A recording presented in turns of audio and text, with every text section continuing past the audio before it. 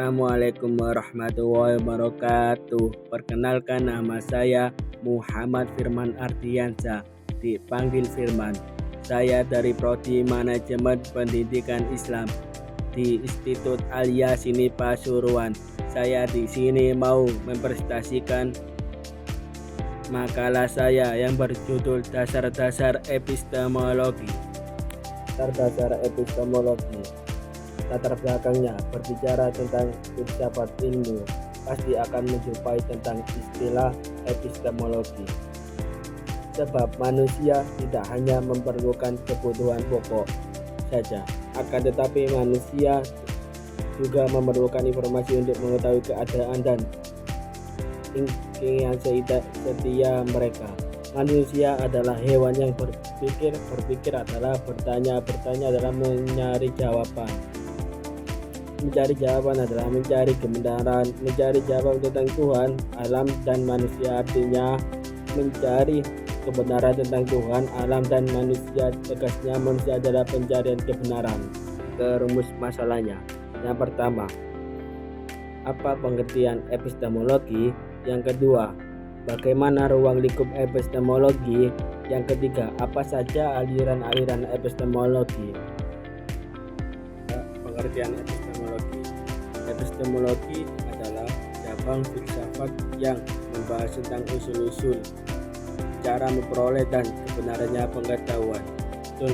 Contohnya, seseorang mengetahui api itu panas karena pernah menyentuhnya, maka itu termasuk pembahasan epistemologi, yaitu bagaimana manusia memperoleh pengetahuan.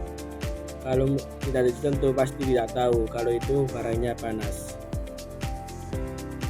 Membahas tentang ruang lingkup epistemologi.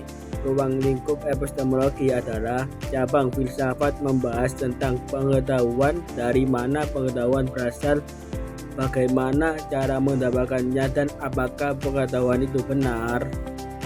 Untuk contoh ruang lingkup epistemologi ada 4.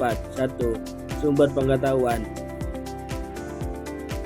Membahas asal pengetahuan, contohnya belajar dari guru, sumber pengetahuan dari pendidikan. Kalau tidak belajar pasti tidak tahu itu sumbernya dari mana dan dari mana pendidikannya. Yang kedua, cara memperoleh pengetahuan. Itu membahas bagaimana manusia mendapatkan ilmu. Contohnya, membaca buku untuk mengetahui sejarahnya. Kalau tidak membaca buku pasti tidak tahu sejarahnya itu dari mana dan dari mana itu asalnya. Yang ketiga, kebenaran pengetahuan. Membahas apakah suatu pengetahuan benar atau tidak. Contohnya, dalam matematika, jawaban dibuktikan dengan rumus. Kalau jawab matematika, kalau tidak dibuktikan dengan rumus, pasti tidak ketemu jawabannya. Tidak ketemu. Yang keempat, batas pengetahuan manusia. Membahas sampai di mana manusia dapat mengetahui. Contohnya, manusia bisa memprediksi cuaca, tetapi tidak selalu 100% tepat. Kadang memprediksi cuaca tapi tidak benar, itu kadang salah juga. Kita membahas apa saja aliran-aliran epistemologi. Contohnya ada 4. 1. Empirisme. Empirisme adalah aliran yang menyatakan bahwa pengetahuan diperoleh melalui pengalaman dan panca indera. Contohnya, ilmuwan yang menyatakan air mendidih pada suhu 100% setelah melakukan penelitian. Dokter penentuan penyakit melalui hasil pemeriksaan laboratorium. Penjelasan singkatnya, sesuatu dianggap benar jika bisa dibuktikan secara ilmiah dan nyata. Contoh yang kedua, rasionalisme. Rasionalisme adalah aliran yang menyatakan bahwa pengetahuan diperoleh melalui akal dan logika. Contohnya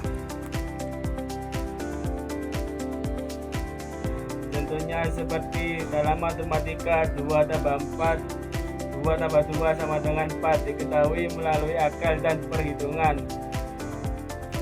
Penjelasan singkatnya, rasionalisme lebih mengutamakan pemikiran dan logika daripada pengalaman. Positivisme adalah aliran yang menyatakan bahwa pengetahuan harus berdasarkan fakta nyata dan dapat dibuktikan.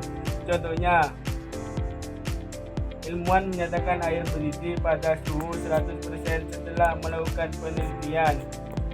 Penjelasan singkatnya, sesuatu dianggap benar jika bisa langsung dilakukan. Nomor 4, Intuisionisme adalah aliran yang menyatakan bahwa pengetahuan dapat diperoleh melalui intuisi atau bisikan hati. Contohnya, seseorang merasa ada bahaya meskipun belum melihatnya. Ibu merasa anaknya sedang sedih walaupun belum diberitahu. Penjelasan singkatnya, intuisi adalah pengetahuan yang muncul secara langsung tanpa proses.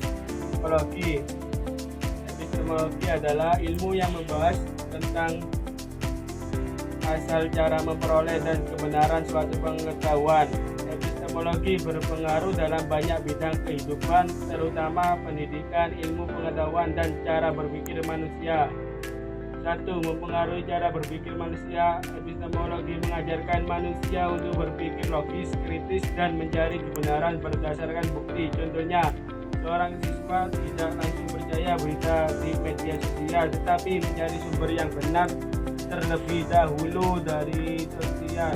Metode pendidikan. Dalam pendidikan, epistemologi menentukan bagaimana cara guru mengajarkan dan bagaimana siswa memahami ilmu. Contohnya, guru tidak hanya memberi hafalan tetapi juga diskusi dan praktek agar siswa memahami pelajarannya. 3. Mendorong perkembangan ilmu pengetahuan. Epistemologi membantu para ilmuwan menentukan cara penelitian yang benar agar ilmu berkembang. Contohnya, penelitian melakukan eksperimen dan pengamatan sebelum menyimpulkan hasil penelitian. 4. Membantu membedakan pengetahuan yang benar dan salah. Dengan epistemologi, manusia belajar memeriksa fakta dan bukti sebelum menerima informasi. Contohnya, saat mendengar obat tertentu dapat menyembuhkan penyakit, seseorang mencari penjelasannya obat itu. 5. Berpengaruh dalam kehidupan sehari-hari. Epistemologi membuat seseorang lebih hati-hati dalam mengambil keputusan. Contohnya, sebelum membeli barang online, seseorang membaca ulasan dan mengecek kualitas barang terlebih dahulu biar tidak palsu. Dan dalam pendidikan adalah dasar cara memperoleh dan memahami ilmu pengetahuan dalam proses belajar mengajar. Epistemologi membantu menentukan bagaimana guru mengajar dan bagaimana siswa belajar agar ilmu dapat dipahami dengan baik. Pengaruh epistemologi dalam pendidikan. 1. Menentukan metode belajar. Guru memilih cara mengajar yang sesuai agar siswa mudah memahami pelajarannya. 2. Melatih berpikir kritis. Siswa diajarkan untuk bertanya, mencari bukti, dan tidak langsung percaya informasi.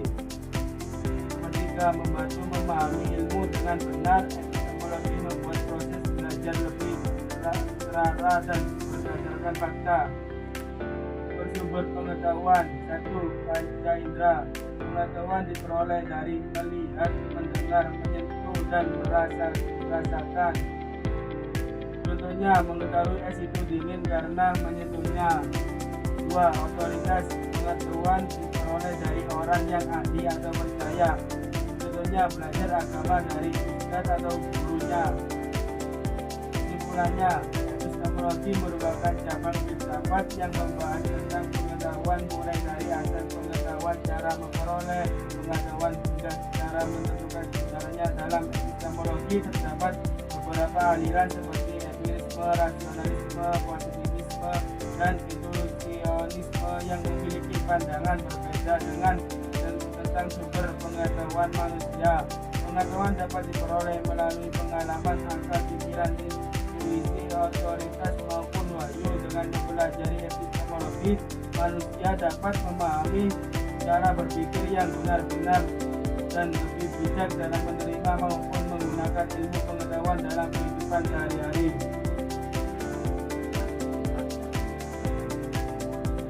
Penjelasan singkat dari epistemologi adalah cabang filsafat yang membahas tentang asal, cara memperoleh dan kebenaran ilmu pengetahuan. Singkatnya, epistemologi mempelajari bagaimana manusia dapat mengetahui apa yang disebut itu benar dan bagaimana cara membuktikan suatu pengetahuan. Contohnya, seseorang tahu api itu panas karena pernah menyentuhnya. Kalau tidak sentuh, tidak akan pernah merasakan panasnya. Itu disebut pengetahuan dari pengalaman. Contohnya lagi, siswa percaya bumi bulat karena belajar dari buku dan ilmu pengetahuan. Kalau siswa itu tidak belajar dari buku atau ilmu pengetahuan, pasti tidak akan tahu bumi itu bulat. Itu pengetahuan dari pembelajaran dan penelitian.